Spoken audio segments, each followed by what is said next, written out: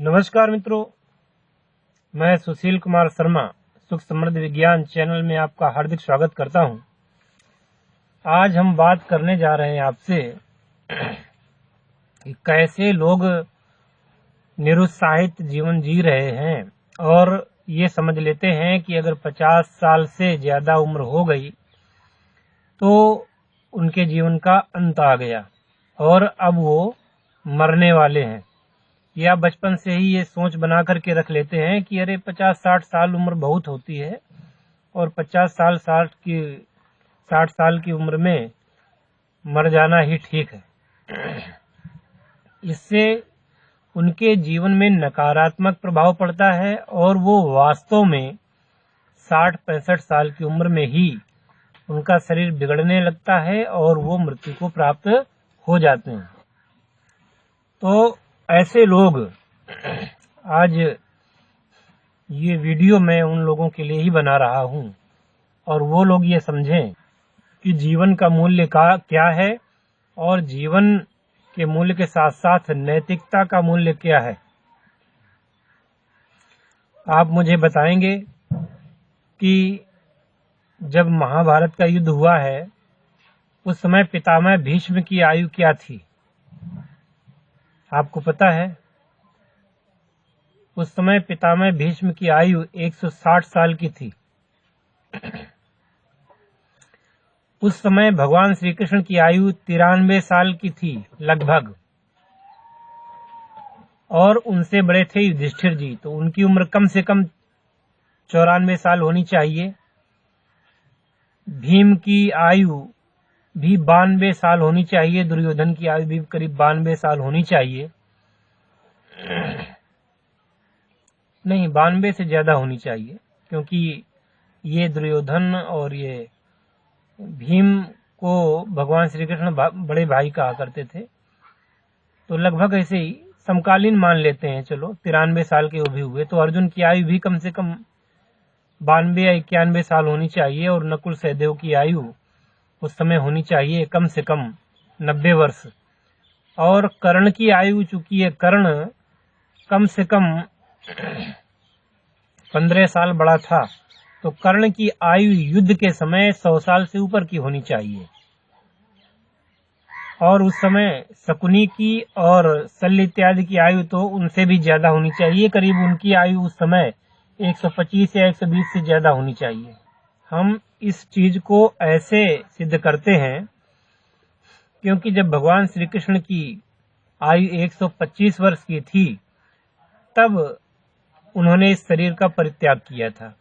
उसके 33 वर्ष पहले महाभारत का युद्ध हुआ था, तो आप 125 में 33 घटा दें तो लगभग 92 साल, करीब 92 साल 93 साल की उम्र उस समय होती है एक अंदाज से। तो जब भगवान श्री कृष्ण की आयु 93 साल की या 92 साल की रही होगी, उस समय उन्होंने रथ हाँका और उसी समय उनके और भी भाइयों की, यानी युधिष्ठिर इत्यादि की सभी की आयु का भी आकलन उसी के समकालीन थे। तो यानी कोई भी पितामह भीष्म और द्रोणाचार्य तो लगभग 160 साल की 150 साल की उम्र में लड़े थे, कृपाचार्य जी वगैरह, तथा ये लोग, इनकी उम्र 90 के ऊपर थी। और 90 के ऊपर होते हुए भी इन लोगों ने उस समय परम साहस का परिचय दिया। सभी लोगों ने अपौरुषेय बल का प्रदर्शन किया युद्ध कला में। पितामह भीष्म 160 साल की आयु में भी 10 दिन में उन्होंने 1 लाख सैनिकों का वध किया था। उन्होंने प्रतिज्ञा की थी कि 10,000 सैनिक तो मैं रोज मारूंगा ही।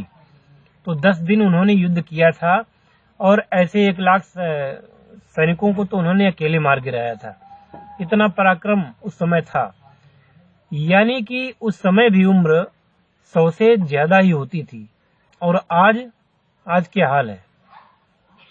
उसका कारण है कि गलत भोजन, गलत खान पान, गलत आदतें, नशा करना और मिलावटी भोजन तथा योग इत्यादि का और व्यायाम इत्यादि का सहारा न लेना और पौष्टिक भोजन न करके स्वादिष्ट भोजन करने की प्रवृत्ति को डालना, ऐसी अवस्था में क्या होगा कि 55-60 साल की उम्र तक जाते जाते शरीर बिल्कुल बेकार हो जाएगा और वो शरीर किसी लायक नहीं रहेगा।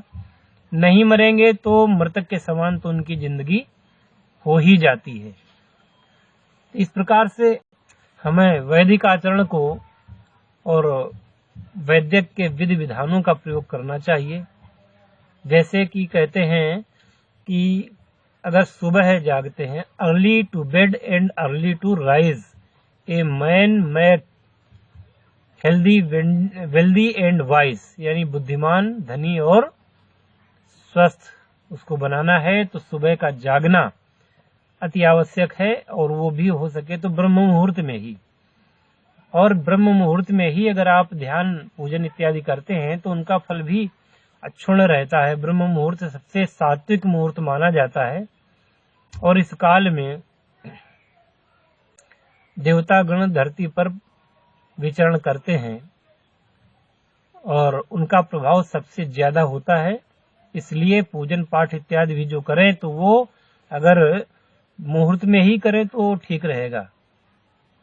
और सबसे बड़ी बात यह है कि जो ब्रह्म मुहूर्त में कभी भी अशुभ मुहूर्त नहीं आता, कभी भी राहु काल नहीं आता, क्योंकि राहु काल जो शुरू होता है सोमवार को 7:30 बजे से,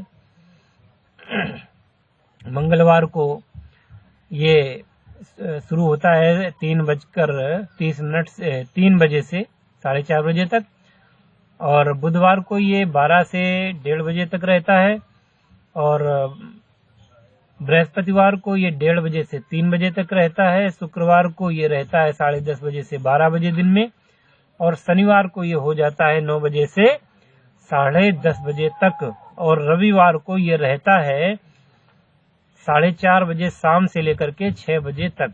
स्थानिक समय के अनुसार इनमें थोड़ा बहुत परिवर्तन, कहीं 2 मिनट बाद में, कहीं 10 मिनट बाद में, कहीं 12 मिनट का अंतर, कहीं 15 मिनट का अंतर, ये स्थानिक समय के अनुसार हो सकता है, लेकिन स्टैंडर्ड टाइम का यही समय है जो मैंने बताया।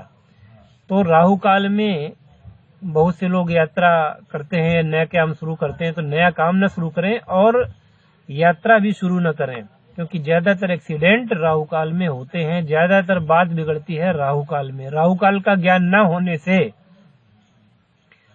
लोग इसको जान नहीं पाते हैं और अपना जन धन की हानि उठाया करते हैं। तो अवॉइड करें। कोई भी अगर बिजनेस का कंसाइनमेंट करना है, कोई लड़की की शादी के लिए वर देखने जाना है, या कोई और भी अच्छा काम करना है ना, तो ऐसे कार्यों के लिए, मामले मुकदमे के लिए, किसी भी कार्य के लिए तो कभी भी घर से राहु काल में पदार्पण बाहर के लिए ना करें। तो ये हो जाएगी आपकी विजय सुनिश्चित अगर राहु काल को अवॉइड करते हैं, क्योंकि राहु का काम होता है दिमाग में बैठ करके, छायाग्रह है ये, दिमाग में बैठ करके, और ये लोगों के काम को बिगाड़ता है, गलत निर्णय करवाता है। इसलिए राहु से बचना है तो राहु काल का परित्याग कर दीजिए। और लंबे जीवन के लिए, दीर्घ जीवन के लिए एक बहुत अच्छी बात होगी कि लोग अगर मान सकें तो ठीक है। मैंने बताया भी है कि आंवले का सेवन करें या त्रिफला का सेवन करें। और इसी प्रकार से जैसे कि मैंने बताया कि प्राणदायिनी औषधि है आपका घृत कुमारी, एलोवेरा, इसका प्रयोग आप करें। और शक्तिदायक टॉनिक में आप लोग, जैसे घोड़ा चना खाता है और कितना बलवान होता है, तो चने का सेवन अपने जीवन में लाइए। चने को भुनवा करके खाया जा सकता है, चने को पानी में डाल करके उसको फुला करके उसको खा सकते हैं, चने को अंकुरित करके खा सकते हैं। लेकिन सावधान, चने का जब बेसन आप बना देते हैं और उससे तल करके कोई चीज बनाते हैं तो स्वादिष्ट तो अत्यंत हो जाती है, लेकिन वो पेट के लिए हानिकारक हो जाता है। चीज वही रहती है, तासीर बदल जाती है।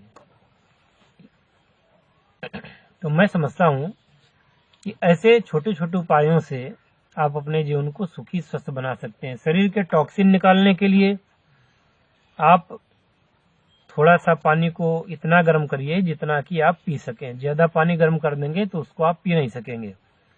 थोड़ा सेंधा नमक मिलाइए, आप उसको पीजिए। मैं एक अलग से पानी पर वीडियो बनाऊंगा जिसमें केवल पानी के गुण ही बताऊंगा मैं। भोजन करें तो जितना पेट में जगह है, तो आधे पेट यानी करीब आधे पेट से तो आपको भोजन से भरना चाहिए, और बाकी आधे से आपको पानी से भरना चाहिए। और फिर भी कुछ जगह रहनी चाहिए सांस लेने के लिए। इस प्रकार से भोजन करेंगे तो कभी अपच नहीं होगी, एसिडिटी नहीं होगी, और कृत्रिम स्वाद लाने वाले पदार्थों का सेवन नहीं करना चाहिए, क्योंकि कृत्रिम स्वाद लाने वाले पदार्थों में ऐसे एजेंट्स पाए जाते हैं, ऐसी दवाइयां डाली जाती हैं जो शरीर के लिए विष का काम करती हैं। इनको शरीर से जल्दी निष्कासित नहीं किया जा सकता, क्योंकि ये जाकर के शरीर में हर अंग में जाकर के ये बैठ जाती हैं। तो अगर वास्तव में स्वाद लेना है, आपको स्वाद की पड़ी है ना, स्वाद लेना चाहते हैं, असली स्वाद कैसे मिलेगा आपको? असली स्वाद मिलेगा जैसे आप स्पाइसेस का प्रयोग करते हैं, मसाले का प्रयोग करते हैं, जिनमें धनिया, मिर्च और हल्दी है, गरम मसाले हैं। इस प्रकार के मसालों का सेवन करते हैं। आप देखते हैं कि अमीरों के घर में तो सील बंद पैकेट जाती है, वो स्वाद के मर्म को नहीं जान सकते, क्योंकि सबको ही जानता है कि ये लोग इसमें क्या क्या मिलावट करके और कैसे इसको बनाया जाता है। वहीं पर एक किसी आम आदमी के घर में, गरीब के घर में आप जाइए तो वहां आप देखेंगे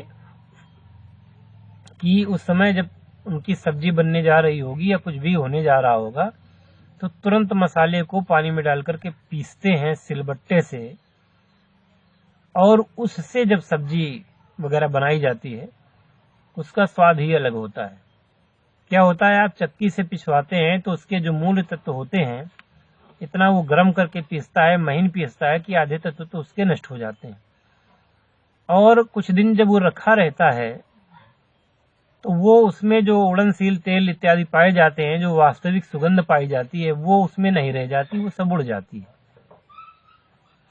अब उसका आप प्रयोग करेंगे, उसमें भी 50% तो असली मसाला होता है और 50% उसमें फिलर पाया जाता है।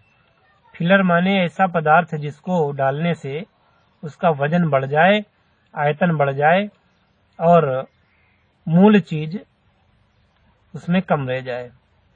जैसे कि आजकल देखा गया है कि आप सरसों का तेल लेते हैं, तो सरसों का तेल बाजार से लेते हैं तो सरसों का तेल जमता नहीं, लेकिन अगर मार्केट से आप सरसों का तेल लेते हैं तो वो सीसी में या किसी जार में रखते हैं तो उसमें वो जम जाता है डालडा की तरह।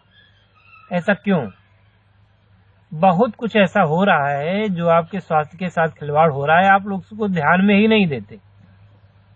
FSSAI का जो उसमें चिन्ह लगा हुआ है और या ISI का प्रमाणित है, कुछ भी है, इसके बावजूद उसमें मिलावट हो रही है और धड़ल्ले से हो रही है, इस पर कोई भी रोक नहीं है। जैसे वेजिटेबल ऑयल में पामोलिन ऑयल मिला दिया गया, रिफाइंड में भी ऐसा होता है, और आप जिसको शुद्ध घी कह करके बेचते हैं उसकी तो राम ही जाने कि कैसा शुद्ध घी होता है। अभी मैं वृंदावन गया था तो वहां पर इस्कॉन मंदिर में घी का रेट पूछा था तो 650 रुपए का वो आधा किलो घी था वहां, और आपको यहाँ पर 450 रुपये में 1 किलो मिल जाता है। तो अंदाजा लगाइए आपको सही कैसे देंगे।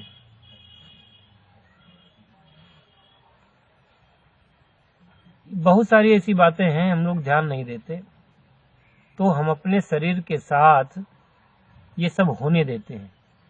इसके अलावा नशे में हर पैकेट में लिखा होता है कि इसको स्वास्थ्य के लिए हानिकारक है, और वो हम सब पढ़ के भी उसको भूल जाते हैं और उसको कर लेते हैं।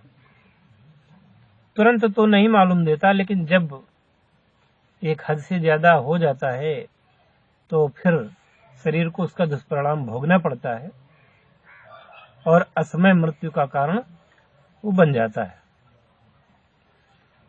अच्छा रहे कि शरीर के प्रिवेंशन के लिए, शरीर के स्वास्थ्य के लिए, लंबी आयु के लिए आप नेचुरल चीजों का सेवन करें और नेचुरल जीवन को जिएं और अपने आप को आस्तिक बनाए रखें, भगवान पर विश्वास रखें। और इसके करने से मैं समझता हूं अच्छी दिनचर्या अपनाने से आपको शारीरिक लाभ भी होगा और ज्यादा दिनों तक इस शरीर को कायम रखा जा सकेगा। इसी के साथ मैं आज का ये वीडियो अभी समाप्त करता हूं। अगर बात अच्छी लगी हो तो लाइक करें, शेयर करें, कमेंट करें, सब्सक्राइब करें, बेल का आइकन जरूर दबा दें जिससे हमारे नोटिफिकेशन आपको प्राप्त हों और हमारे वीडियो को आप पहले दें।